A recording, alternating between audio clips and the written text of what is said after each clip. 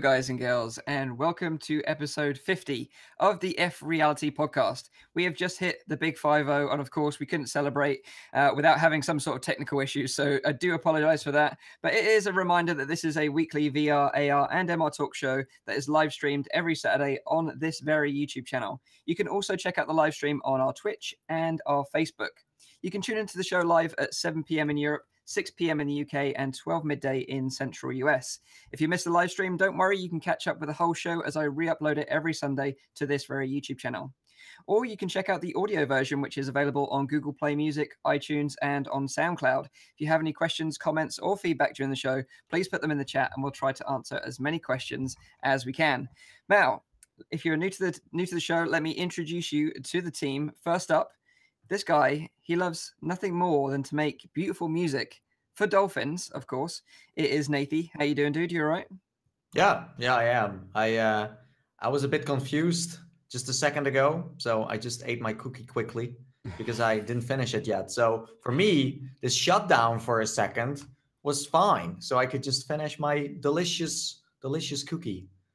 Yeah. So you're having a good day. Is that a metaphor? They're like help, panic, and I'm just like, hey, wait a second, I didn't finish my cookie. So that's what I was doing there. As long as you're all right, that's the main thing. I know. So, but it's good to be back. Yes. Good to hear. So next up, he's been temporarily slowed down but the fastest YouTuber alive will be back on track soon in his brand new studio. That is. How you doing, Rowdy?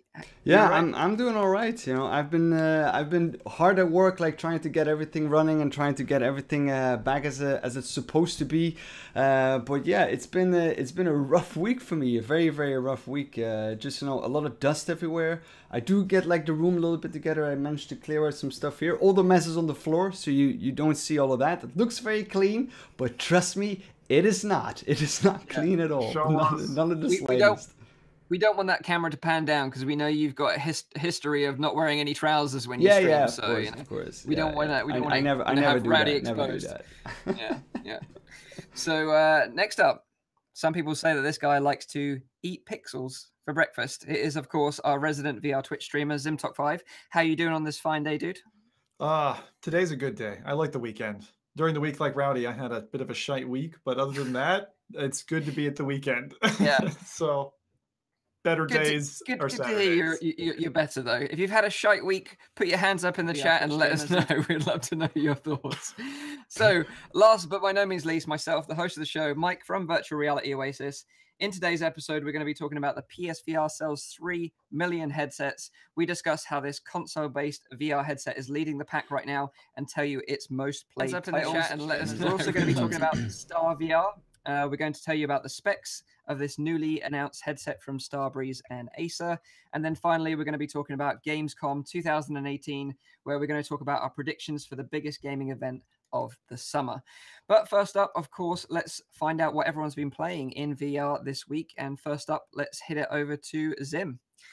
How's it been for you, dude? Has it been an interesting week? I know you've had a shite week, but any sort of good stuff in the VR world? What you don't want to do after you've had a tough, stressful week where you feel like you can't breathe is to end that week and punctuate it with a game that is like Super Meat Boy for VR. Of course, I'm talking about Pixel Ripped, which I did beat yesterday. Cha-ching! I did second finish it, but my God, the ending of that is like I just saw pixels after a while, and I was like, I'm gonna die tonight. I just know that tonight is the night my life ends. But it is a beautiful game, and it is probably one of the most surprising titles this year that I've run across. I did not expect something to have transformed so magically from what was a very boxed kind of indie. Nathie will know because he played everything back in the day like I did. You know, the boxed little indie demo into this fully fledged, like beautiful, wonderfully lengthed experience. Like it's not super long. If you're expecting super long, it's not, but I got probably 2 full shows out of it. Plus my wife was begging me to play it again. And she's like, I can't watch because I want to finish the ending. It's just such a wonderful ode to like old games and new games at the same time. I haven't seen many games do that so well. Yeah, exactly. That sort of real dose of nostalgia that it gives you is unparalleled in VR right now. But like you say, that end boss, like not to give you any spoilers, people that are watching and haven't completed the game, but it is hard as freaking nails. It's like it totally goes with the tone of the game because obviously the games of that genre were so freaking hard as well. Like they were just almost impossible to beat. Like this isn't impossible, but it is definitely a challenge. Yeah. And I think probably half the amount of time that you sink into the game will probably end up just being on the final boss alone. But, you know, like Ready Player One as a film, right? There's so many like social and past like gaming and pop culture references. This game does the same thing. So if you enjoy that kind of a look back and listening for like the little sayings, you know, the little character bits, little pixelated Nathies, all that kind of stuff, you know, that game's got it. And so it's got quite a bit in there for you to explore. And actually, I don't think it's not unsurmountable either.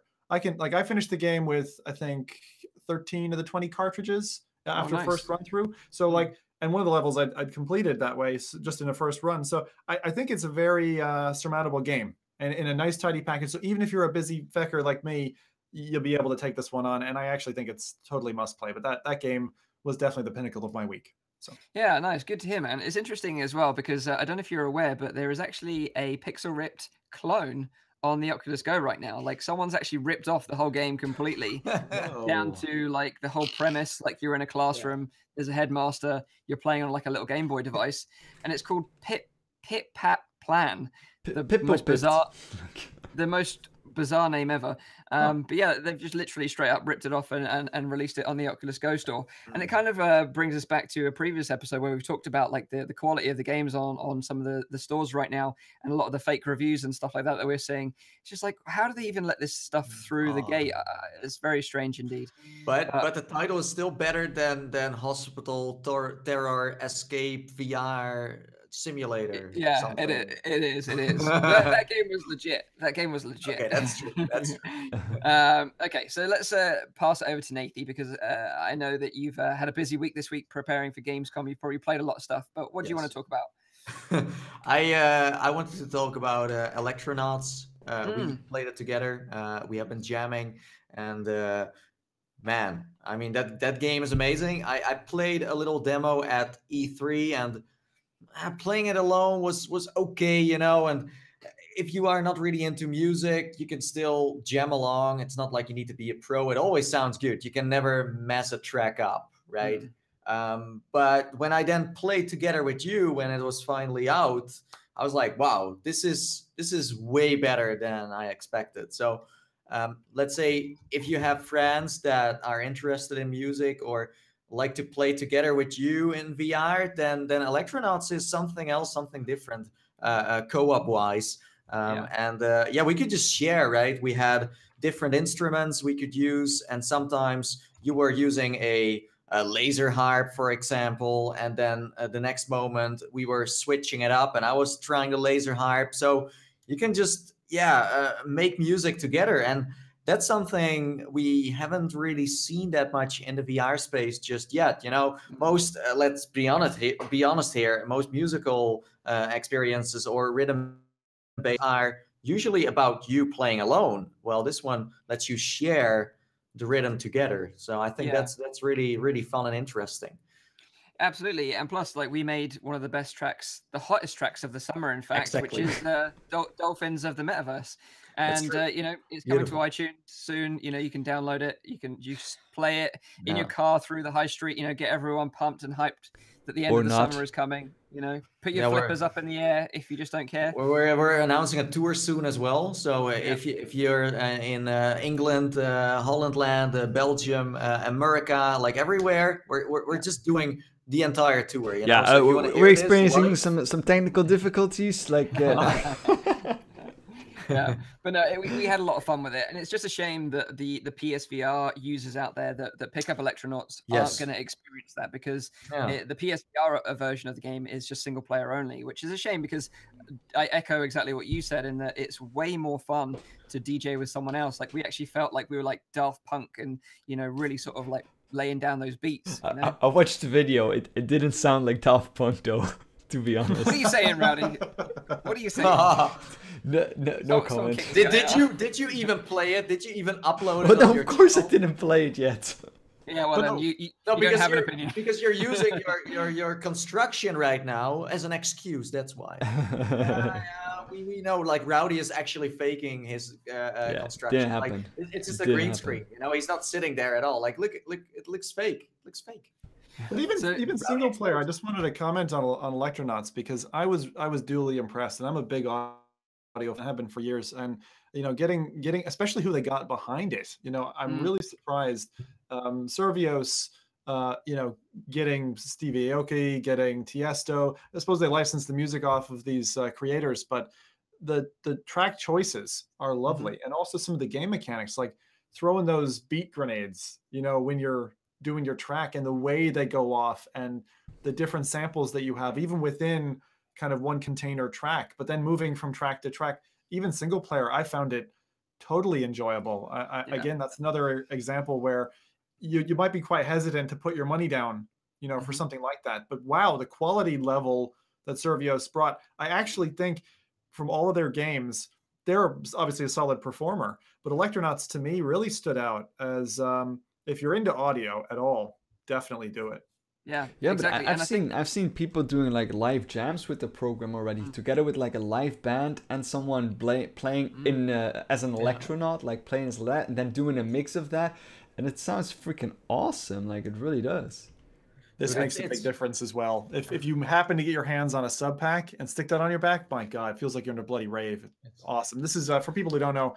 It's like a backpack. You wear it like a hydro pack, and it's a tactile transducer in there. So it's basically a subwoofer that you wear, and you feel it going into your body while you're going through the track. It's awesome.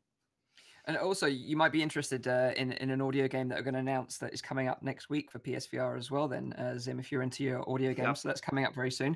But let's just find out what Rowdy has been up to this week, because I know you haven't been playing that much VR stuff. But let's give us a little update on how the studio is going now. Yeah, I got lights. See, like I got like different kind of colored lights, so that's already nice. Like it's starting to look more like a VR office room. I got my plugs already mounted in. I'll show like really quickly here. I got my Oculus controller right there, got my lights mounted, and I also got my Oculus sensor there, and I got my base station also already mounted on that side. I still need to drill a couple holes in this wall, and then I'll be recording ready. I still need to tidy the place up, and well, the bathroom is done, but nobody really cares about that. But yeah, it's starting to look bathroom. like a real VR room. So it's gonna be pretty You have a epic. nice bathroom. I'm jealous of your bathroom, Rowdy. You posted photos. I can't take the webcam to the bathroom yet. Why are you not recording your videos there? Like you should record your videos there. Actually, that's a good idea. Get some good audio there, like good echo. Yeah. So when are you going to get like big posters of our faces like up in the background, like a Mr. Beast like wall, like that sort of background, you know what I mean? Yeah, I am planning on getting like some posters to decorate this wall a little bit. I don't really think I can put like a nice little drawer there, because I think it might be an issue, because if you look at this, spreading my arms out, I'm already almost touching the walls. So the room is really smaller than I used to have, so that might be an issue if I put like a little drawer there. I don't think I'm gonna do that. Maybe if I put it higher up, but then I don't think it will still be in the view. Well, you can always ask Mike for tips, because he has been recording in a small place before. Right? Yeah. Well, I never recorded there. Like the secret was that I had wires running from there for like 5-meter extensions running into the bedroom, and I recorded in there instead. But yeah, I did have a very small area, as you know. That was insane. It was like you were recording in your mom's hallway. That's how it looked like. Like people should look up older Mike videos. It's hilarious, because it's like this like face here, and then it's like a hallway that goes all the way back, like, you know. Yeah, I used to get so many comments about it. It was unreal. It's like, where are you? You in a prison? Are you in like a toilet or something? I'm like, yeah, man, for sure. But because the real you had so question many tattoos, right? But then they heard your voice and they were like, this guy can't be in prison, you know. but the real question is, are your walls able to handle the impact of a Vive or touch controller? Not really. I mean, I posted it. I guess you saw that picture that I posted on Twitter, and a lot of people were asking, like, did that really happen? Like, you know, did that really, like, people were like texting me, like, did you really hit a hole in your wall with your controller? I was like, nah, I don't hit that hard yet, you know, like. Imagine like you're walking through Rowdy's hallway, and then suddenly there's like a hand coming through the wall with like a controller. You're like, okay, well, I don't know what is happening in that room, but I'm gonna be careful. It'd be like a scene out of The Shining, you know. His fiance sitting there watching TV. He's like, here's Rowdy. Someone needs to Photoshop that for us and put that up in the memes. Yeah, anyway. Photoshop me as like going through going through the door in The Shining, right? Yeah, exactly. Oh my, exactly. With a Vive controller instead of here's Rowdy. Yeah, just Photoshop Rowdy instead of me as a Home Alone character. That was that was the best one so far. That was the best one. So let's talk about what I played this week. So this week, me and Nathie played a lot of stuff together. Like you mentioned, we played Electrolords. We played a load of other stuff as well. But the one that really stood out more than any of the other games that we played was Downward Spiral, Horror Station. Now, like previously, I kind of stayed clear of this game because I kind of got it confused with that other game called Detached, which is also like a zero-G sort of space adventure. Because I remember playing that game for like 10 minutes and I got like motion sick almost instantly. However, that's not the case with this game, which is Downward Spiral. The movement is actually very similar to that of Lone Echo. So if you've played Lone Echo, where you can grab items and then sort of pull yourself along the environment in zero gravity, then it's kind of a similar vibe to that. But it's also got a sort of grappling hook that you can fire, and then it pulls you along on a zip line, which is really fun to use and a great way to sort of navigate around the space station.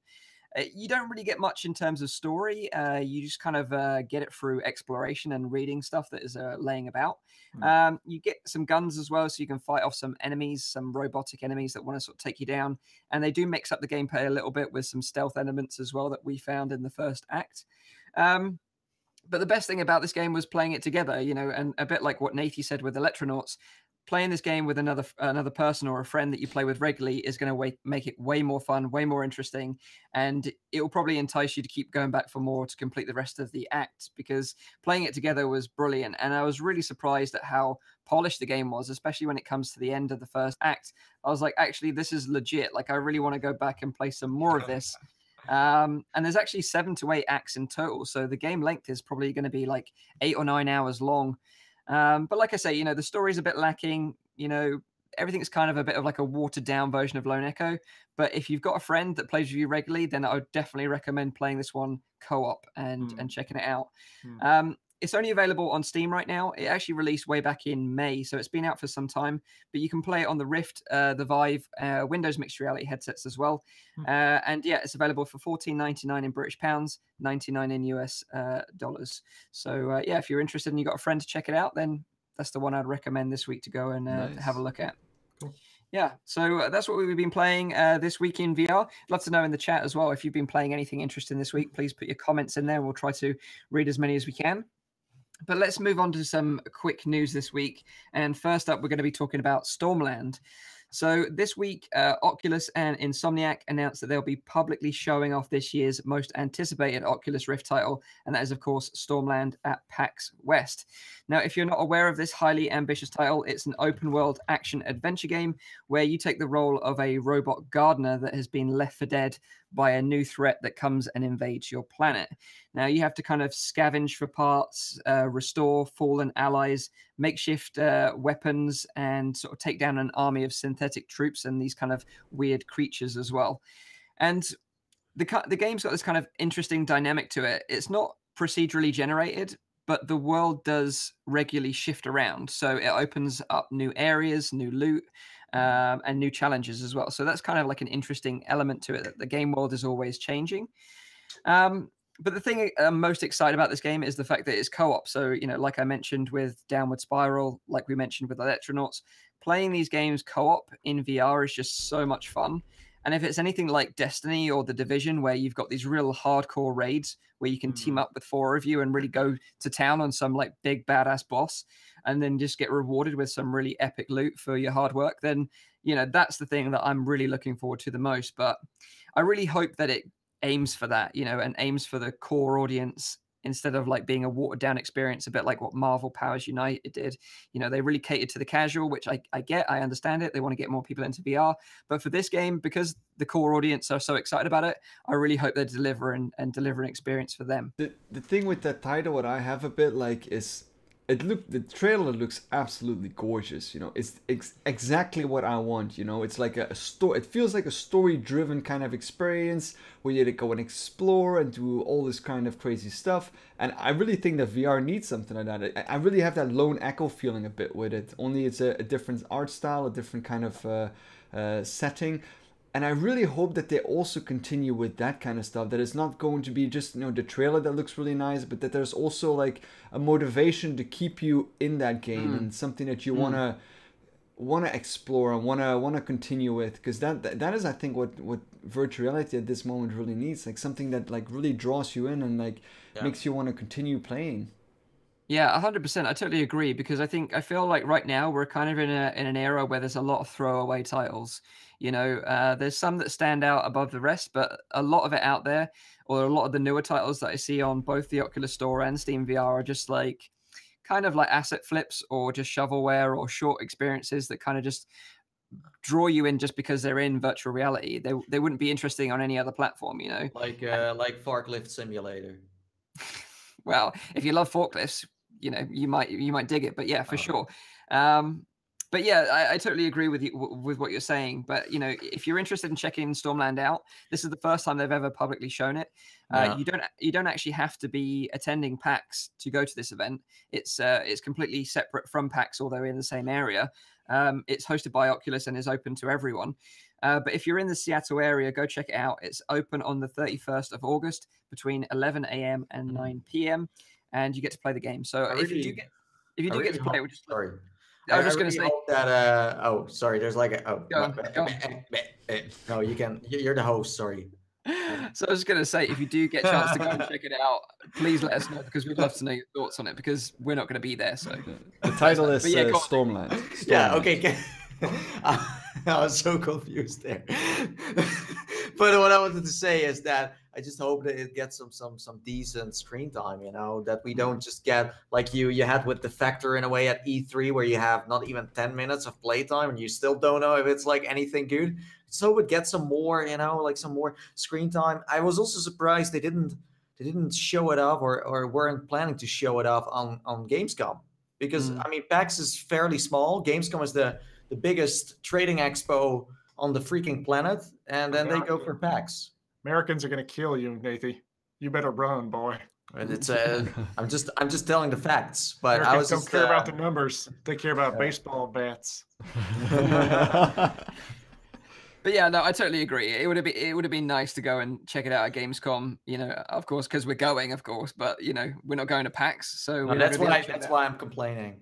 Yeah, me too. No, but it's true. Like you should. It's actually funny because we just got a question in the chat from Dr. English saying, "Are any of you guys coming out for PAX West?" And no, we are not. No, unfortunately not. No, it's a shame. I wish we could.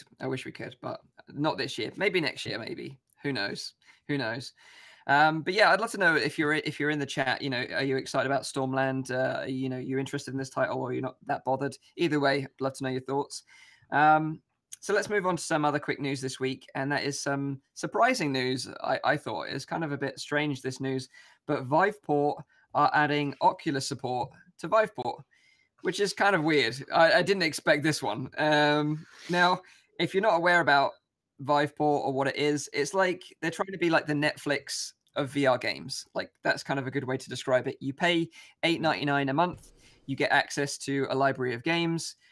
You can choose 5 titles a month to play, and then once that month is over, you can choose another 5 titles and then play those ones. But I don't know. Like Oculus are adding their support to the platform from the 4th of September. Like I say, it's $8.99 a month if you want to pay monthly, or you can pay up front for like 3, 6, or 12 months, and you get 26% off if you do that. But it's like 80 quid you're throwing down for a year subscription. And the problem is, like, I thought I'll look into this. Like, I never really looked into Viveport before. I'm not really that interested in it. But I looked into the titles, and although it's got a decent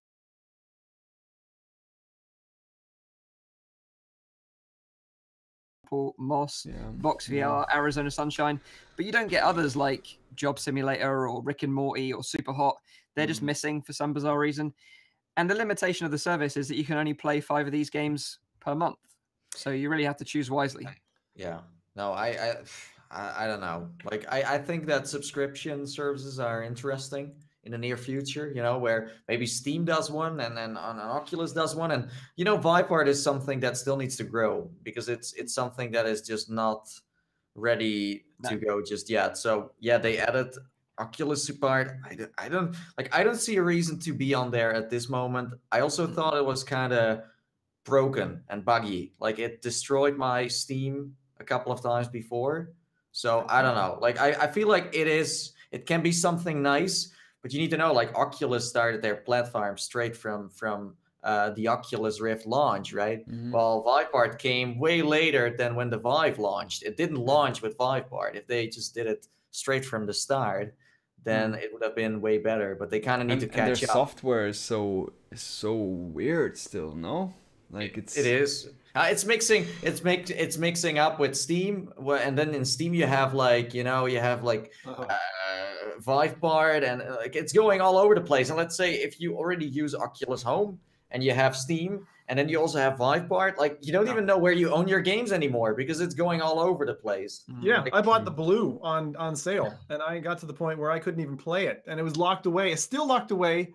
I played it for like 5 minutes, and then it had some kind of fucking software glitch, and then I couldn't play anything. And then I had to uninstall the whole thing and try to reinstall it, try to restore my purchase. It was just not something I'm willing to waste my time on right now. But like what Nathie says about subscriptions, I'm surprised we haven't had something like the equivalent of what some creators get as a whitelist. So you like open platform access. So imagine, for instance, Oculus Home, open platform access with, let's say, 3 tiers. And the way it works is you buy into the subscription. And so as a minimum, you're going to be paying a $5 a month if you play up to, I don't know, 100 hours.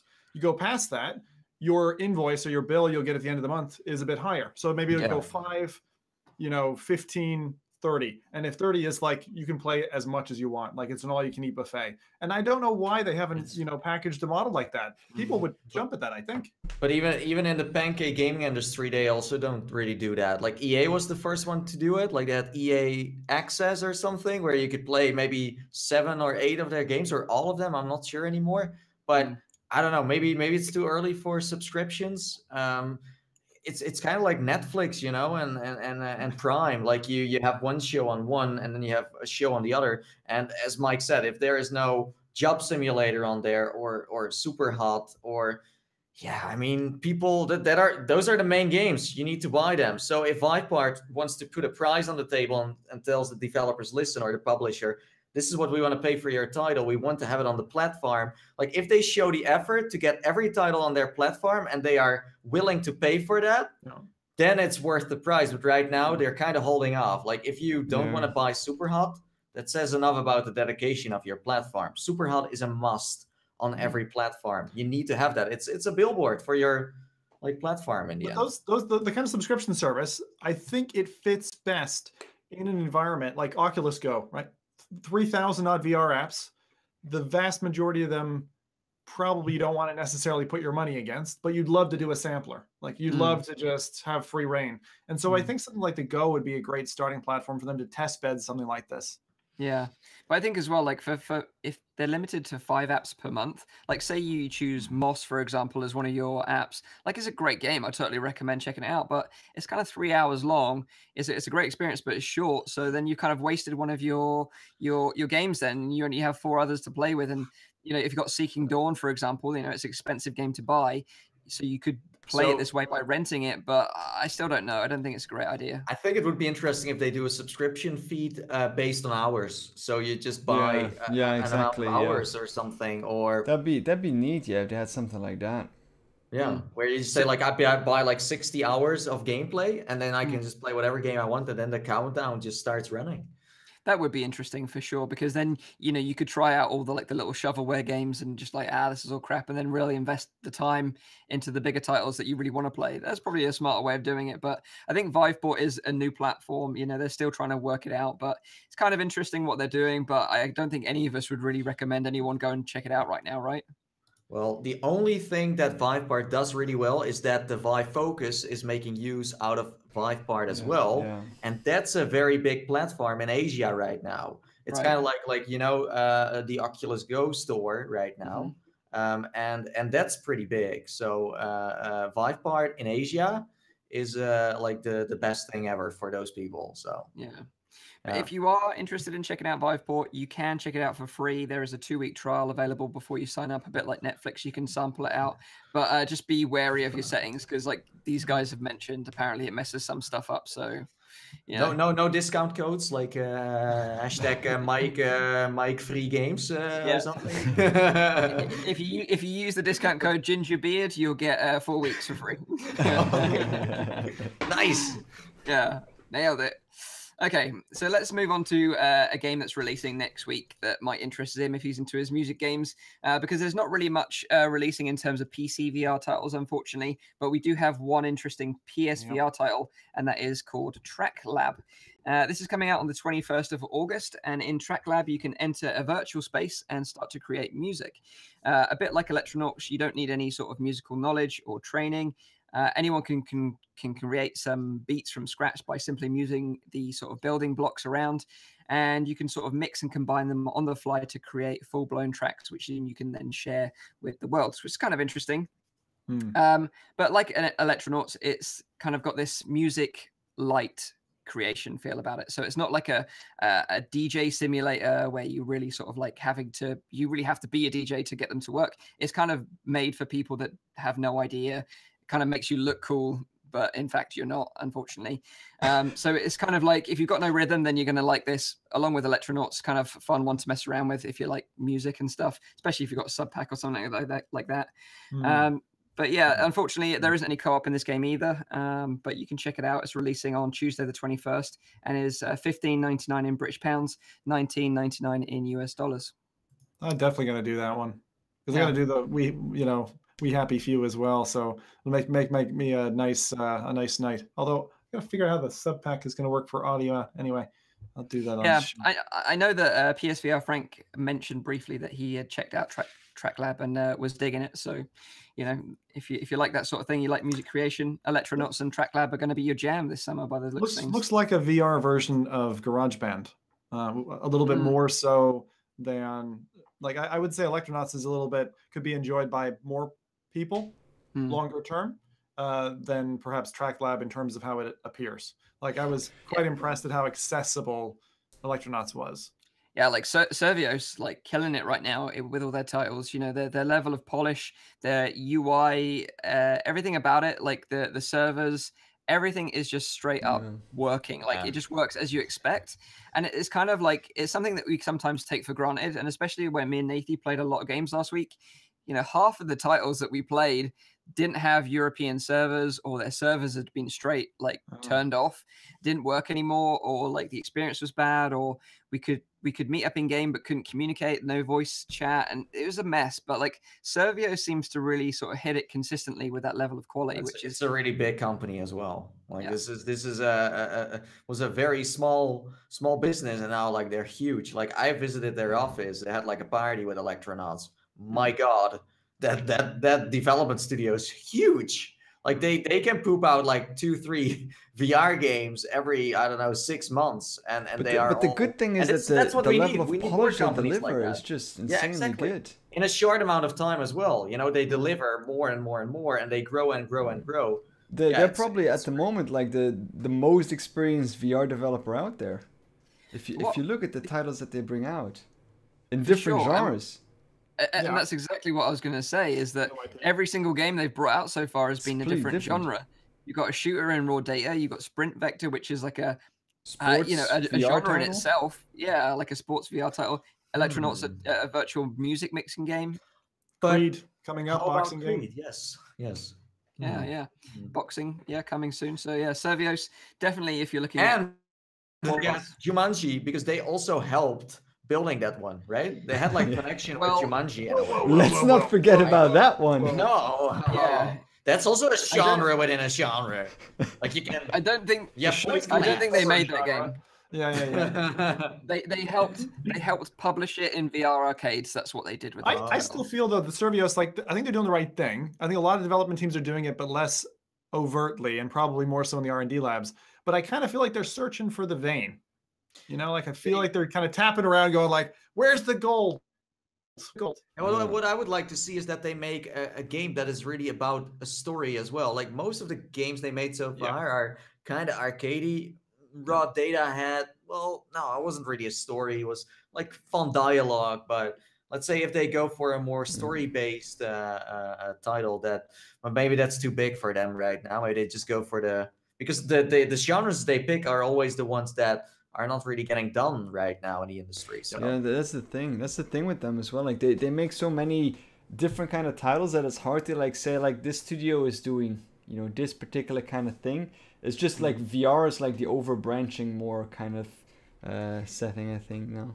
I think you hit the nail on the head in that the games are arcadey, because Servios actually run a series of VR arcades, so they kind of make the games. But the other product which they do is, make VR arcades. So it kind of makes sense in a way. One's feeding the other. But yeah, they're a great studio. I was going to say, there's a fun question there. Predict Servios' next IP.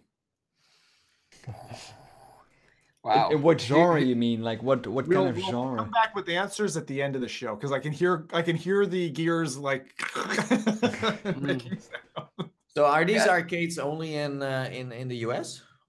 Yeah, I think so for now. Yeah, I certainly Because I haven't have heard never them. seen one before. No. But if you go on their website, they're very specific about their goal in setting up, Servios branded VR arcades around the country. So you never know. Maybe they'll creep over overseas, and we'll get some over here as well. Maybe. Servios card. yeah. But we'll be talking about more about VR arcades later on in one of our topics this week. But let's move on and talk about PlayStation VR because this is really cool. And this is when, especially when we've had a bit of a lull in terms of games and stuff like that, you see these kind of figures, these numbers, and you're like, yeah, this is what it's all about. You keep on seeing all these people like big tech review channels and everyone else saying VR is dead. And you're like, screw you. You don't know what you're talking about. So this week, Sony tweeted out that they've surpassed 3 million PSVR headsets sold. So that is like an incredible number in terms of like a small niche industry that we're in right now. Like we're growing every single day. And alongside the 3 million PSVR headsets, they sold 21.9 million PSVR games and experiences. Like that is awesome. That's mind-boggling. 21.9 million. Yeah, that's And to put it into perspective, like these numbers are very rough guesstimates based on my calculations, but it seems like Rift and Vive combined probably make up maybe just 1 to 1.5 million headsets. So they're almost doubling Rift and Vive combined, and that's based on like sales figures from last year that I've kind of. Well, that kind of makes sense as well. I mean, you need to buy like one of the heaviest PCs that you can buy at the moment. The investment in terms of prices is way higher compared to like just buying the PSVR if you already have a PlayStation around. Because how many people have PlayStations? It's not that big of an investment, but a huge return of investment compared to buying an HD Vive or an Oculus Rift, because all of the best titles mostly come out on the PSVR as well. So I think, and they've got some great exclusive titles as well. Resident Evil. Have to mention that game again. You're mentioning it, Mike. I'm hoping like if I mention it every single show that one day Capcom might watch it and just port it to PC, please. No, I haven't played it yet, but I did see it on sale the other day for like 12 quid, I think, in game. I should have just bought it. Such a good. Also, don't forget about the marketing, because PlayStation, like they know how to market this. Like the way they have been showing it off in the stores was great. You could try it. Everyone could try it in a store without having anyone like sitting next to you helping you out with the headset. I've seen many places where I could just put on the headset and I was playing, and there was no one around me helping me with that. It just worked. Like it was so easy. I put it on, and oh, I'm playing VR. Bam, done. Well, there were like with the Vive and the Rift, it was kind of rare. Sometimes there was a place where you could try it. Sometimes there wasn't. Then it started to disappear again. Yeah. And PlayStation, they put it on billboards. They put it on television. They constantly also smash it on Facebook, because you get like nonstop advertisement for all the games they publish. I don't see Vive doing that. I also don't see Oculus doing that. Let's take an example. Marvel Powers United. They put a trailer online of the game. They upload it to their channel, and that's it. And then a week later, they upload some videos of, hey, this is how you control Hulk, and this is how you control. I've been getting some Marvel Powers United commercials though. I've been seeing them, but like a week or 2 weeks after that, the game is released, which is a bit. Yeah, well, that's what I'm talking about. Like PlayStation is on point. They market at the right moment. They just know what they are doing, and especially they demo it to everyone. At Gamescom next week, you will see the same thing. They want to get everyone into VR to try it, and they just go for the really like the feel, the actual like experience. Where people can just try it for free first, and then they can buy it. You make a really good point there, Nathie, that I wonder if, because I know I have loads of friends who would probably say this, like, is there a social pressure with trying out VR, that's there, that is actually like a pressure bubble that pushes you away from it? Because I know some people would be like, just let me alone. Let me just try it out. Let me close the door and be on my own in a room so I can feel safe and no one's going to poke me or whatever. I mean, that's already important if you're demoing, but even just like the walk up to somebody and have them explain it to you and all that bullshit. Like, I wonder if there's people who actually haven't tried VR for that reason. Yeah, the social anxiety, because I know there's I think they didn't try it because they like usually don't get the opportunity to try it in a store or anywhere else. Like there are enough stores where you just walk in and you can't try it. And I've seen enough booths with the PlayStation VR where you could just put it on. There was no one there. You could play like racing simulators and stuff like that. Mostly seated, not standing ones, but I mean, that's what you need, you know? You just. But that's again the same thing, eh? Like you don't need a PC, eh? You don't need to have all that configuration. It's just a PlayStation. You pop in a CD and you can play the game, or you download all the games on there. It's so straightforward, and that's the power of the console that you get there. With a PC, you always have issues. You know, there's an entire interface you need to start. You know, you need to make sure that your rooms are being tracked properly and all of that. You don't have that way, and of course, it's less quality. And like the VR on PlayStation, it's not the same as the VR that you play with HTC Vive. It's not the same as with the Oculus Rift. But it's still virtual reality. I hear sometimes people saying, "Oh, but it's not real VR." It's definitely real VR. I mean, it completely is. But it's not of the same quality as the other one. And then I'm not talking about resolution, all of that, but in terms of interaction. Also, a strong point is that like everyone bought a PlayStation in their lives, right? I mean, let's be honest here. When you go to a store, there's a PlayStation box there, and the PlayStation VR is right next to it. Well, I rarely see a Rift or a Vive in a store. I like in Europe at least, I don't see like maybe in America there's a lot more going on. But here in Europe, usually I see the PlayStation there and I see the PlayStation VR right next to the PlayStation. Yeah, Mike, have you ever seen in the UK a playable Vive or Rift in a store? So I haven't personally, but my mum obviously, and my mum knows that I'm well into VR, and she went to Harrods, which is obviously one of the biggest retail stores in London.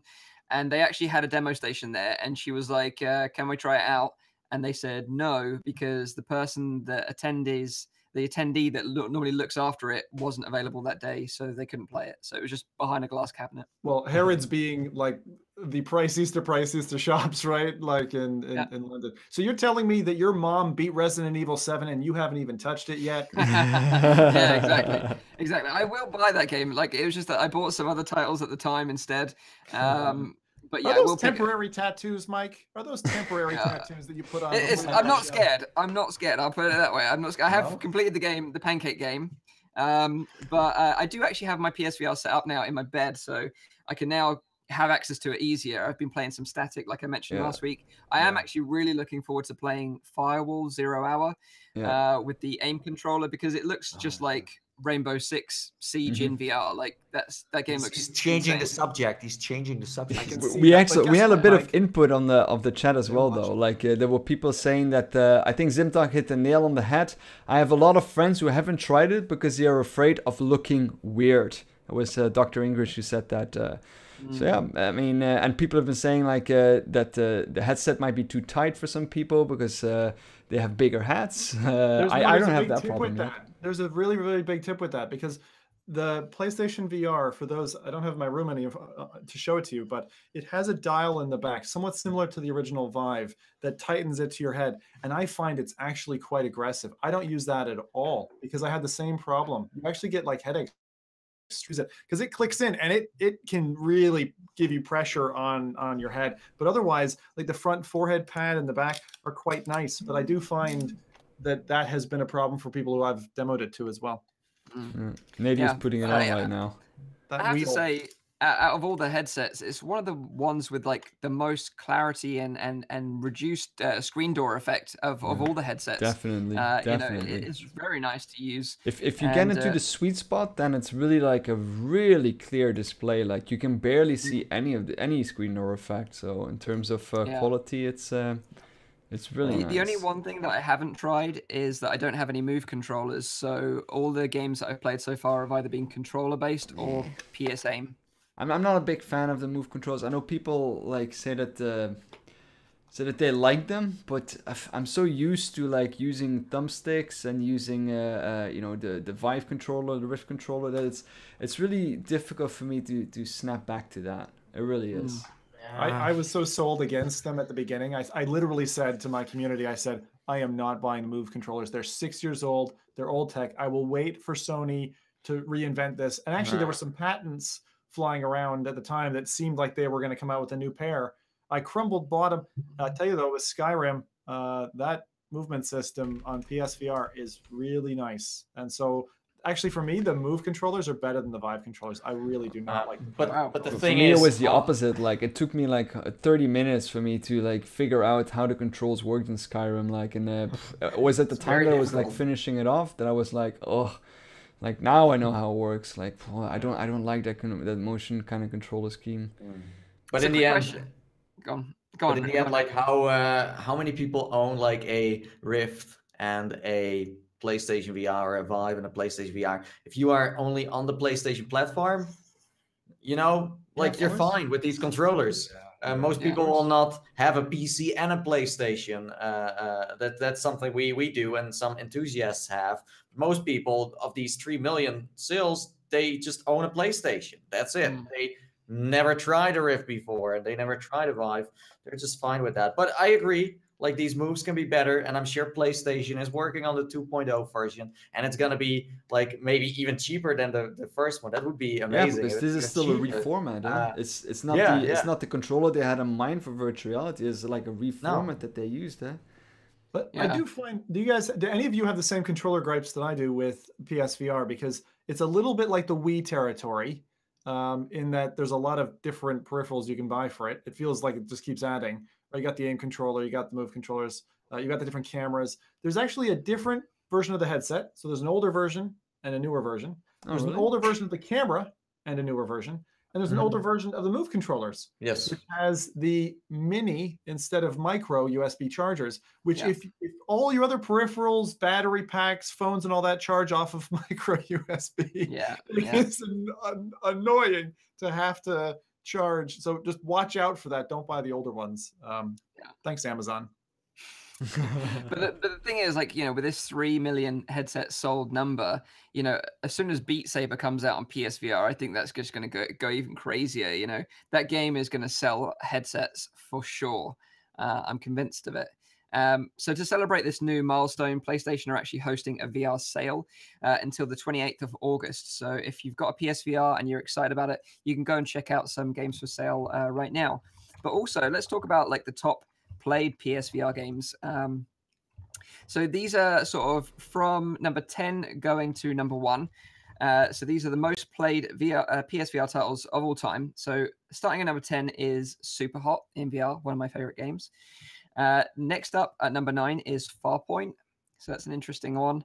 Number 8, Batman Arkham VR was exclusive to PlayStation for a while, then came to PC VR. Are these based on sales or ratings? Just top played. Okay, so just sunk in. I guess so, yeah. What was number 8? Sorry, I missed that. Batman's good, actually. Yeah. It is good. Good. Number 7, one that I actually really want to check out myself is Until Dawn, Rush of Blood. But I think it needs the move controllers, I think. You can use a gamepad. Ooh, but I would recommend playing it with the move controllers. Okay, interesting. Thanks for the tip. Number 6 is Job Simulator, classic. Number 5, not heard of this one before, The Playroom VR. It's you actually get it. Yeah, it's software that it's kind of like, you know, how you got Wii Sports. It usually comes with it's not great, to be honest. It's just a bunch of like small things you could but play it's with probably what a lot of people indeed spent their first amount of hours in, just testing it out and going into VR and trying that. That must be the explanation why it's in there, because it's not one of those titles that is like, oh yeah, I was playing that. I remember starting it up and then shutting it down afterwards. Yeah. One thing in the middle of this countdown list, Mike, if you haven't downloaded for free and you own a PSVR, download the demo, the initial demo of either the EU one or the NA one, and the demo disc 2. They have 2, and you can just get a whole slice of about 12 different games in a download, and you get a nice sampler. Cool. Nice. So up at number 4 is Resident Evil, of course. Number 3 is Rec Room. Number 2 is PlayStation VR Worlds. And do you guys want to have a stab at number 1? Have a guess? Number 1. Most played game. We haven't heard Super Hot yet. Oh, that was number 10. That was number 10. Oh, okay. Is it Eve? Is it Eve Valkyrie? No. Cool. So it is. Skyrim? It is Skyrim. Yeah, it really? is Skyrim. because of hours, right? Because of hours. Yeah, I guess so. I put more hours into Skyrim than almost the summation of all the rest of the things on the console. Yeah. I just thought that would be like a game because I thought like so many people already played it. You know, they just wanted to experience it in VR, but like really like play the game from beginning to end or like even longer. Yeah. That's surprising in a way. In a way, I do kind of envy people that have the amount of spare time to just say, yeah, I'm going to play Elder Scrolls Skyrim for like 100 hours. I envy those people because like literally we skip from game to game and we very rarely get to complete one. You really have to love a game to dedicate some time to complete it. We have JD Max saying, I have 160 hours in Skyrim VR. Dude. 160. I'd love to just sit down with him in the pub with a beer and just tell me some stories of what kind of crazy shit you got up to in that game. I'd love to know. I totally get why Skyrim is a #1 because I mean the way this game works is that the progress is really slow, but it's very satisfying to unlock stuff, to get new things, to upgrade your character. So before like when you spend 40 hours in this game, it doesn't even feel like you even got started yet. We have a winner, I think, with Watuk, who is saying that he has more than 300 hours in Skyrim VR, but it is very heavily modded. Wow. More than 300. He's got the naked mod on. That's what he's been spending all his hours in there. The naked mod, yeah. That is a quality mod. That is a quality mod. I'm sure it is. And the tank look straight in the camera and say that again, please. That's a quality mod. The naked mod for Skyrim is... I actually haven't tried it myself. I've just seen screenshots, but it's well done. Many screenshots. No, Mike. I don't have that many folders. So do you think now that like PlayStation are like really killing it in terms of VR that Microsoft may pay attention and actually do something next year? Do you think? No. I don't think the technology is at the point to do it. I think that is the big issue. They need to get not only the headset in the people's hands, but also like all those peripherals. And I don't think that they're there. Because what PlayStation did was recuperate a lot of that stuff.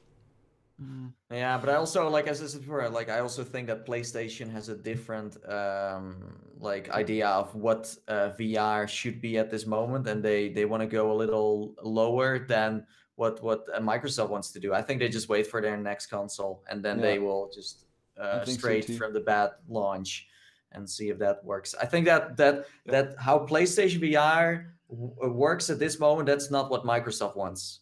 Yeah. Because Microsoft has been working with Oculus before in the past, and they have seen how VR should be and what standard they need to reach to make it like good and decent and interesting for people to stick along for a little longer. So when Battlefield and GTA and all that are VR enabled, Microsoft will be on that boat ready to sail.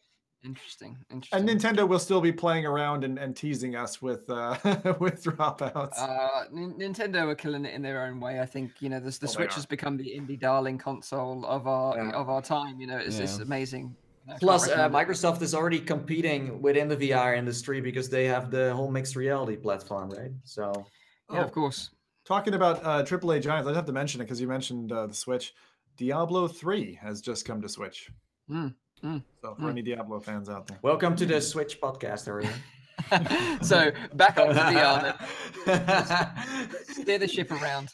So we're going to be talking about the Star VR 1 up next. So last week we mentioned that Star VR had teased an image of an upcoming headset that was going to be announced at SIGGRAPH.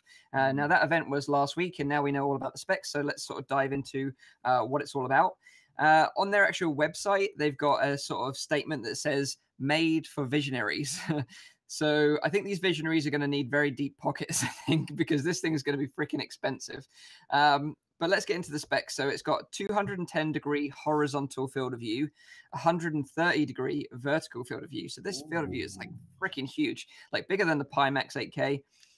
It's got an AMOLED display with Fresnel lenses. So as we know with AMOLED displays, they're going to be more dark colors, more vibrant sort of color spectrum. AMOLED displays are really great displays, as we know with like Samsung with their Samsung Odyssey. It's got integrated Tobii eye tracking. auto IPD measurement and distortion, which is really important for this headset, I think, and I'll talk more about why that is important in a bit. It's got dynamic foveated rendering, so it means that it uses the eye tracking to work out which part of the display you're looking at any given time, and make sure that that point is rendered at the highest possible fidelity. And then everything else in your peripheral vision is kind of a little bit reduced quality to save on performance. But is it really like pinpointing it, or is it like a square that is moving around? Because that's a big difference still, huh? Like if you for example have like only like the few pixels that you look at, actually, can it really detect that, or is it like the rough area where that your eye is watching and it just takes that entire square and then it moves that square up and down? That's also a form of dynamic foveated rendering. Yeah, so they didn't go into specifics as to how they actually achieve this, but the reason why they probably do this is to save on performance headroom, because then it means that you don't have to render the whole display at the highest possible fidelity. You can kind of just choose that small little window that the user is actually looking at to render. And that is why they of course have a minimum of 1080 Ti that you can use with this headset, since it's so much reduced in graphical intensity. Exactly, and you're not far wrong. Like the actual minimum specs is a GTX 1080. You're going to need an i7 7700 minimum, or an AMD Ryzen 7 2700X minimum specs. So this thing is like an absolute beast. Yeah. It has 2 USB-C outputs, which go to a breakout box, and I think it actually needs 2 display ports to run this headset as well. So, oh shit! Yeah, a true pleasure for the eyes, that's for sure. Yeah, wow. But let's make this clear. Like, a lot of people have been talking about hype around this headset, like, oh, this is the future of VR and everything else. This is not a consumer headset. This is not a consumer headset. It is going to be for high-end enterprise applications and location-based entertainment. So you can expect to see these in VR arcades or like real high-end businesses. Like the first one. Like the first one, exactly. It's not going to be a consumer headset. And I know a lot of people say out there, well, like the Vive Pro was like an enterprise headset, a business headset. A lot of consumers bought it, enthusiasts bought it. That is true. But I think this thing is probably going to cost twice as much as the Vive Pro. Like, we don't have an official price yet, but that is going to be my guess. Wow. But also they also, I think, make some games for this one as well, right? For the arcades, because usually the games that run on the Star VR are the ones that are made by the studio who also made the headset. Well, yeah, so I think they made John Wick, right? John Wick was one of the ones that they made. And I think they also bought the license for The Walking Dead, I believe.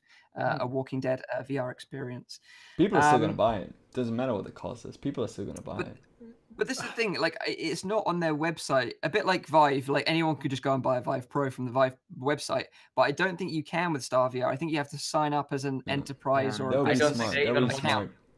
But like, can you just imagine? I mean, if I was an indie VR dev right now, and you're there, you know, going, is it going to be soup or beans this week?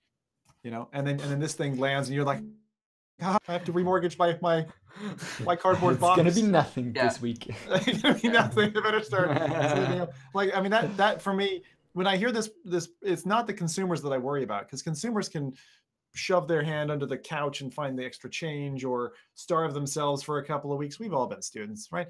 But aside from that, even if you got a gargantuan priced headset that takes a gargantuan PC, like, I feel for the devs the most. Yeah. To be honest. Is this really going to be even for the developers? Like, is this not going to be like the kind of headset that's going to be like they make their own games. Like the Void? Like, I think that would be nice if they would have like a collaboration with the Void. You get like the entire like setup, the backpack, the suit on, and you get like this 10K headset on your face that like is 10 times better than anything else in there. That would be awesome. Like, then they can really like get into that arcade kind of feel. But for developers, who's going to develop for a headset like this? They make their own, as far as I know, they make their own games. So, you know, you have an arcade, and if you want to, as Star VR, you can put your headset there, or they buy your headset with the game, and then you build that booth for them inside their arcade for them. That's what you do. It's like an old school arcade where you could play, let's say, a Nintendo cabinet, but you could also play one from Namco. Like, there were so many different ones, because you could just buy the games, and this is the same thing. So it's not getting developed by anyone else then. But this is the interesting thing about Star VR is that it's actually a collaboration between Starbreeze Studios and Acer. Like that's the collaboration. Like Starbreeze, if I'm not mistaken, I believe they made the old Riddick games. You know, the Chronicles of Riddick. Yeah. I believe they made those games. Correct me if I'm wrong. Really? I didn't know that. I didn't know that. I might be wrong about that, but I've got a faint feeling that weren't they quite good, or did I? Oh yeah. Yeah, they were pretty decent games, actually. Yeah, for sure. But the other thing is that the actual Star VR is going to be compatible with Steam VR 2.0. So if you've got like 2.0 Vive base stations, or then it's going to technically work with that. But like I said before, it makes sense because most arcades nowadays make use of that license with Steam. Where they just license more games. So I think it's good to have a universal thing within an arcade now, where you just have Steam, and that's all you need as an arcade to run all the games on every headset out there. Yeah. So the thing I wanted to go back to was the auto IPD measurement and why it's important. And, I think this is kind of why it's definitely aimed at business users and arcades, because you've got a lot of different users using the headset all the time. Like it's not just set up for one single person. And this is kind of interesting that the headset itself has this auto IPD measurement and adjustment that it does automatically for you. So the user doesn't even have to think about it. And I wanted to ask you guys this question as well, because every demo that I've ever done in VR outside of my house, whether it be at an event or at a VR arcade, no one has ever suggested that I adjust the IPD to my comfort. No one ever has done that. And I've played a lot of crap outside of my house. Right. No, you're right. That's and you will also, like, next week at Gamescom, where they show off all kinds of VR games. It's the same. It's the same. Like they don't turn it around. And I don't know if that's like an instruction problem, because usually the people that show it off are in like interns, right? There are people that are on an internship, or people that are like volunteers as well. Like, for example, Oculus, when they do a pop-up or something else, they are usually volunteers. So they don't even it's the first time they see a headset in the first place. That's true, actually. That is true. But it takes too much time. That's a must, because it takes too much time for them to do that. It takes too much time. That's true. And it's something that they're first going to need to explain what it is. You have your, why you need to change that. People, of course, don't know their IPD. They need to like start going up the entire time. No, that's not better. Oh, let's go down. I think this is better. It's going to be too long for a demo to do it. But for me, unless my IPD is set correctly, I don't have a good experience. And I think that's the problem for an end user that doesn't know, is that they might have a really bad experience. It might even make them sick. Yeah, but and for me, it's even worse, because the IPD range is not in the range that is on the Oculus Rift or on the HTC Vive. Will it really kill your experience? I'm not sure about that. I think if you're really immersed and everything goes so fast, I don't think people for me, it doesn't kill my experience at all, but it does make me quit VR sooner. Yeah, but if you are new to VR, like, are you really going to bother the first time? If it's like, if you're like 20 or 30 off and it's like blurry, then I can imagine that it's not going to be a nice experience at all. But if you're within 10, I still think it'd be okay. I wonder if they have a standard of where they put it on. Maybe they put it like somewhere in the middle of it, or do they don't do anything with it? They already have it in the range that they use for the IPD is already what about, I think, 85% of the population actually has. So it's only like that 50% that falls out on both ends. But then they put it probably somewhere in the middle, so that the majority of the people that actually comes and try it is still having a decent experience. But like, when I was at Oculus Connect last year, when I was at the VR arcade just recently, I literally do it instinctively. Like, as soon as I put a headset on, I adjust it, because mine's the lowest it can possibly go. But so I just know to adjust it. Yeah. But like a lot of people that do that have never tried an Oculus Rift or an HTC Vive. So Mike, everyone who follows you then is like, why is this so fucking blurry? Jesus. Yeah, I messed it up for them. I had a great time, and I messed it up for you, though. Do you set it back? No. Yeah, not so. I'm that guy. Be kind, rewind. The guilty pleasure on your face. This is why I think it's so great that Star VR have done this, because you can just put on the headset, it'll automatically adjust, and you'll get the best experience every time. So it's funny that in the chat everyone is sharing their IPD right now. So for example, David has an IPD of like 66. We have GD Max that has like 67, or he's saying that that's the standard. 67 on my big ass hat, says what Tauk. and 69 IPD for Roy. So I mean, yeah. I'm well below 60. I am well below 60. So I'm not. My range is not even in the Oculus and the HTC Vive is even worse because IPD is even. I think it only goes up until when is it 59 or 60 on the Vive? Right. You know, maybe Mike. I think it's higher, so it might be sort of 60-ish. But you have the Pro. The Pro is indeed even higher. Like the original Vive was a little bit on the lower side. Yeah. But yeah, I can't even. I gotta mention again though, as a caveat to people who don't know this and might have been thinking, maybe I'll get an Oculus Go. It's got a fixed IPD, so there's no way to adjust it. But I think in my eyes, like that's the great thing about the headset because the sweet spot is so huge. Yeah. But again, it does accommodate only a certain range, like the most popular range. Like if you're some sort of like you know guy like Chuck from the Goonies or something like that, you got a really big head. Or like in the chat we have Mike Philippidis. He says, "I have 0 as I am a pirate." Ark. Well, okay, so yeah, that is the Star VR, very interesting headset, but I don't think anyone's going to be buying anyone soon. You can just check it out in the arcades, I think. That's one point. It made me think when I was looking at the headset, looking at the kind of clarity of the lenses, the usual kind of reel that they show. Is there a point of inflection coming that for horror titles is going to switch between like comfortable, this is fun, to I'm panicking, please help. So we're doing it now, like, for me. I know some people are in that category already, but for me, like my body can differentiate between I've got a headset on and I don't. But there must be that kind of holodeck flip switch coming soon. Yeah, at some point it's going to switch, and it's going to be very difficult to convince your brain that it's not real, I think. But would you still play horror games then? Would you still do that? That's what I'm saying. Like, think about it. Like, think if someone literally was going to walk into your room with a knife and then stab it into your chest. Like, could you stomach that? I've seen worse.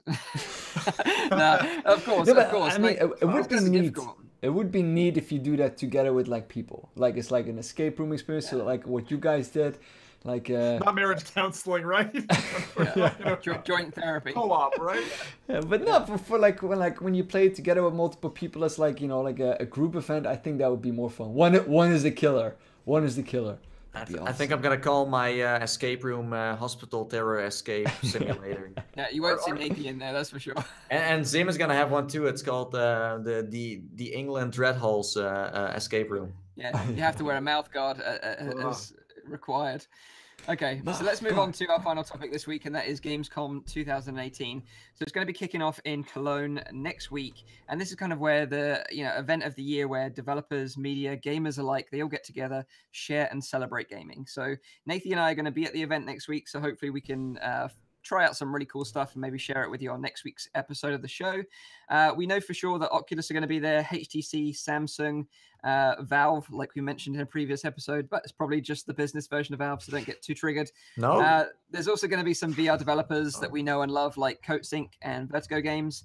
But like we said at the beginning, we know already that the Oculus aren't going to be showing Stormland at Gamescom. It's just going to be at PAX, unfortunately. So let's talk about our predictions about what is going to be shown and maybe what's going to be announced at Gamescom. If you've got any predictions in the chat as well, please chuck them in because we can discuss those as well. But what do you guys think? Let me trigger you all by saying like Half-Life 3 or Left 4 Dead in VR or something like that. What do you guys think? Do you think there's going to be any big announcements next week? No. Yeah, no, I'm going to say that you're going to come home like so disappointed that there wasn't more VR there. I mean, no new announcements. No, I still think there's going to be a lot of VR there, but I don't think there's going to be like new titles where you like, oh, like Bethesda is making like a new VR game. No, I don't think so. Okay. I think most of the announcements that were big have been made at E3. Yeah. Squanch Games, Bethesda with Wolfenstein and Prey. Yep. And then you had PlayStation VR with some titles, and wasn't so big or special. So I think most of the games, like that's Gamescom, it's a trade event, so people can play a lot there. So it's mainly about people need to play. But yeah, based on my research, there isn't that much VR. Last year there was more, I think, but I sometimes some that's the thing. Since VR is such a niche market and it's so new, the marketing side of things are also not very sharp. So there can be a very big company that we don't know about that is just there, but they just don't know how to tell people that they are there.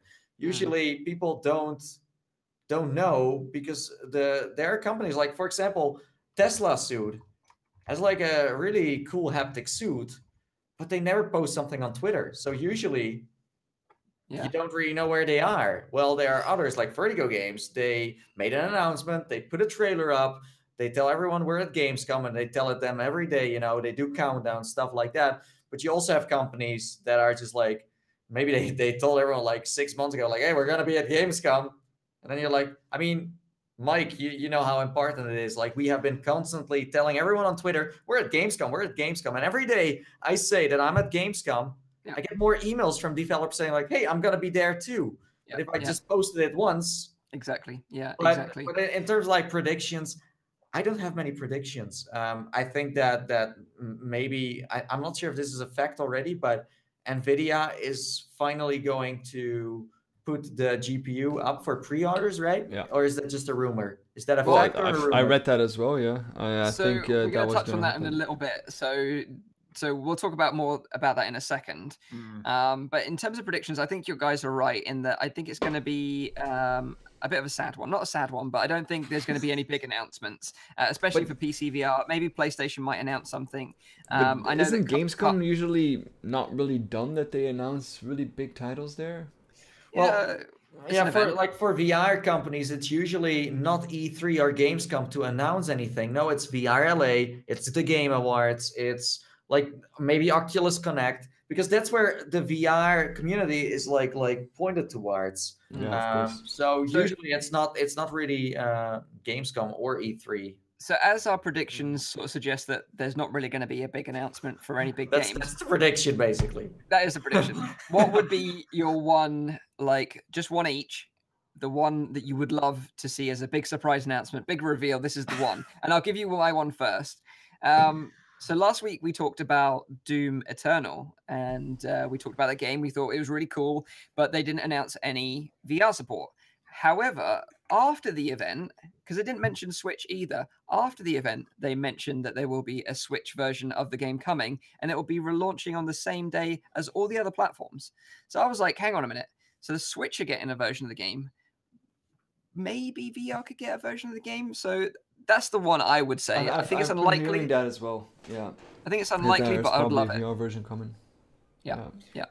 Well, there's one more rumor that I want to kind of like fire up, is that when you go to the Gamescom website, you can look for keywords like VR, AR, virtual reality, etc. And when you search for VR, Microsoft pops up. I don't know what that means. Could be just Microsoft, their booth with their new computers, because they usually have a computer booth and they maybe show some VR. Maybe it's like Microsoft is still not getting into VR. I'd say they would have paid for some kind of promotion on wherever you searched for their Windows MR stuff, and they'll have a stand there with like 3 dudes showing off Windows MR headsets. Yeah, but a bit like Nathie, like I searched all the VR companies that are going to be showcasing at Gamescom, and there are some very interesting stuff, mainly sort of in terms of accessories and hardware. Like there's haptic vests, cyber shoes, treadmills, VR accessories, guns, all sorts of crazy stuff. Like Vertigo Games have got like a warehouse sized Arizona Sunshine experience. So I'm looking forward to checking all that stuff out, and hopefully we'll have some cool news to share with you after that. I'm gonna say, for my guess on this, Mike, I'm gonna say, because I'm such a fan of tactile, and because it works with so many different titles, and because I'm sick of waiting for gloves to come out, I'd like someone to do some equivalency to the sub pack that are gloves that you wear. So when you're firing a gun, whatever, you feel the pulse in your hand, but it's not something that requires special development. It's just going off of, again, bassy sounds. Universal. I'd love to see something like that. No one I've seen yet has like a chargeable pair of gloves that you can buy that does that. There is usually a lot of haptic stuff at Gamescom that they show, you know, like gloves, suits, treadmills as well. Lots of treadmills. It's all there. I expected you to say Max Payne, to be honest, but Yeah. Maybe that's Yeah, like the I think second, Max Payne's dead. I'm afraid. I wish Remedy would. I'm going to cosplay as Max Payne. Okay, so you got any other sort of wish lists that you'd like to see before I move on to some graphics card news? Rowdy? No. No? No? I would say Okay. BioShock VR. Okay, you can have that one. Half-Life for 3 sure. VR. Yeah. I'm not going to give I'm up gonna on that. say GTA 6 VR. Okay. So Nice. Spammels says that he would love to see a Outlast VR game. Ooh, I think Outlast. I Psycho don't. would like that too. Oh, Duke Nukem VR. Oh, Duke not Nukem, bad. definitely. Like that's a while ago. Like the last game was so bad. Like Duke it failed. Nukem Forever VR. True. Oh, someone else also says BioShock. Hey, we're on the same page there. Nice. But we'll see. Like hopefully a AAA game that gets like or a VR experience, or in Doom's case, an actual like full-fledged thing that kind of catches up with the launch. But who knows? Anything with a wheel. I would take Spin Tracks or any other game. Like Spin Tracks, or Spin Tires was this game where you were driving around these like massive Russian trucks through like mud, and they had like 9 wheels or something like that. Like they were massive. I'd never seen a game like it before, but it only came to 2D, and I was like, I really wanted it to be a VR-ified game. Something like Euro Truck Sim, but we haven't had anything for quite a while now. Ice Road Trucker in VR. I do it. Yeah. Factory Life says that he just wants anything with dinosaurs. Oh, of course. I can follow him. I can follow him. Yeah. You've got our hearts and minds. Or a new Megalodon Rainfall game. Megalodon. Megalodon Rainfall? Is that like a sort of a tie-in with the new film The Meg or something? Yeah, definitely. I'm definitely gonna watch that one just to have a good laugh. Sharknado 5 confirmed. Hashtag sponsored. Okay, so let's talk about graphics cards before we quickly wrap the show up. So last week we said that during SIGGRAPH they were announcing some of their sort of cards. And they showed off their brand new sort of professional card. This is NVIDIA, by the way, the Quadro. And now these cards are for enterprise workstation applications only. However, as we know with previous sort of workspace sort of enterprise cards, the kind of features trickle down into the sort of consumer cards.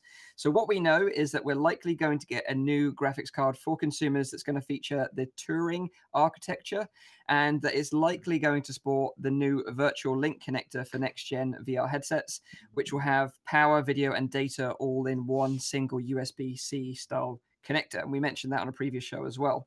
Yeah. They teased a little clip and they hinted that they're going to be doing a full reveal in Cologne next week on Monday. So Gamescom actually kicks off on Tuesday for press. It's open on Wednesday for the public, but it's Monday that NVIDIA are hosting their reveal event. Smart. I know why, by the way. Can I say why?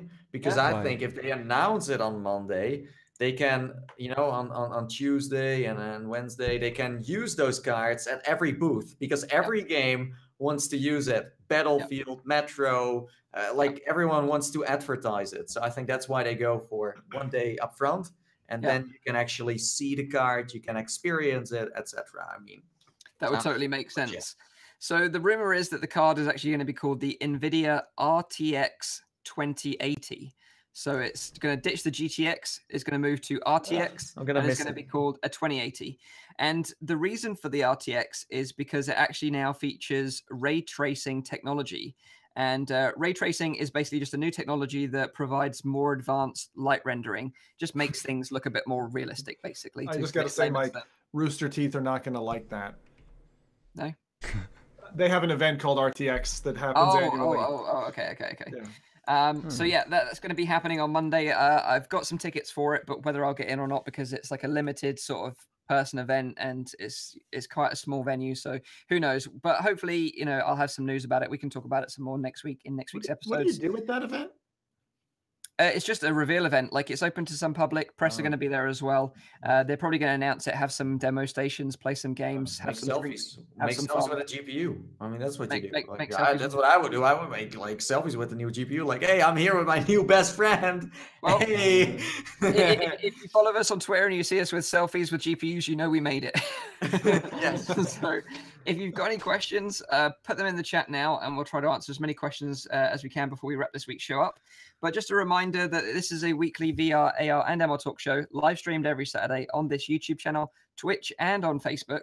You can tune into the show live at 7 p.m. in Europe, 6 p.m. in the UK, 12 midday in Central US. If you missed the live stream, don't worry. We re-upload it every Sunday to this YouTube channel. And you can check out the audio version, which is available on Google Play Music, iTunes, and on SoundCloud. If you're not subscribed to this channel, please subscribe and click the notifications button so you'll get notified when we go live on next week's episode. So fire away if you've got any questions. I'd love to know. I see a lot of people asking, like, are the miners going to buy every card again? Is that still like a thing? Are they still like hunting every card out there, or is that not really? The price of cryptocurrency dropped. It's kind of like plateaued a bit now. So the interesting mining has kind of dissipated now, and graphics cards, you can kind of get hold of them again. But yeah, there were some dark times when Bitcoin was like hitting 14 grand or something ridiculous. You couldn't get one for love nor money. Yeah, it was ridiculous. The Why thing is is, Nathie like, wearing a giant black bra on the F.Reality banner? Is he? I don't know. Like, I need to check. Okay. We must have missed make it money in our quality assurance. Oh yeah, I see. It kind of looks like that.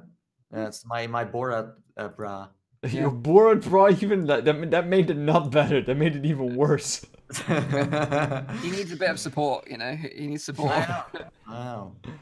Now working out in VR, you know, those muscles become bigger and bigger. Being a VR only YouTuber is not easy, you know. It's not easy.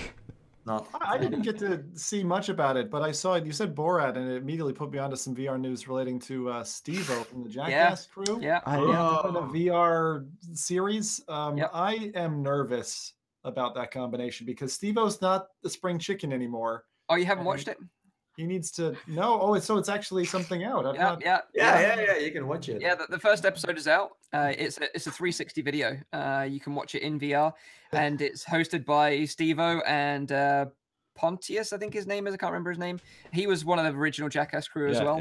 Well, basically, like, one of the first things Steve-O did was he climbed up a ladder with a Vive on that wasn't even plugged into a computer and just leapt off it onto a table. I was like, it was one of those like shows you usually see on TV where they show you funny moments. I didn't really get the concept of it. He was just talking to the camera, and then every time it was in a different location, and he was like, "Oh, check out these funny moments," and then you were just watching some funny moments.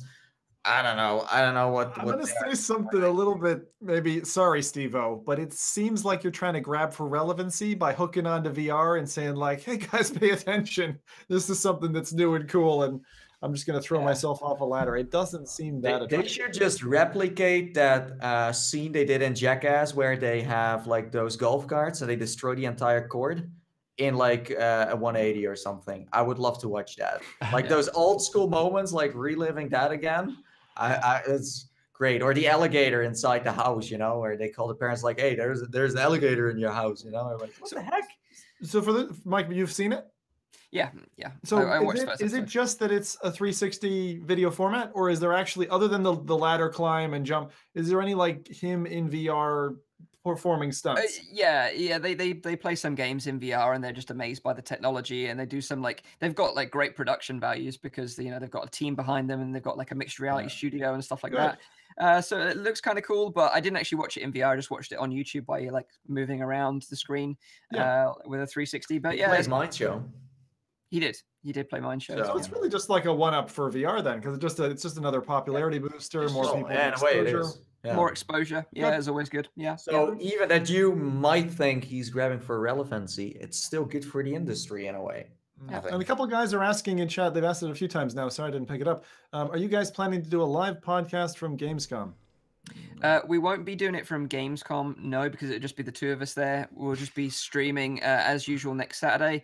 But, you know, we're all going to be at Oculus Connect 5 together in the future, so maybe we'll do something there.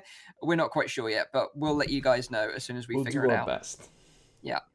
So that is the end of this week's show. I hope you guys and girls have enjoyed this one. Hope you all have a great week in the metaverse. And until next Saturday, have a good one, and we'll see you then. So until then, bye-bye for now.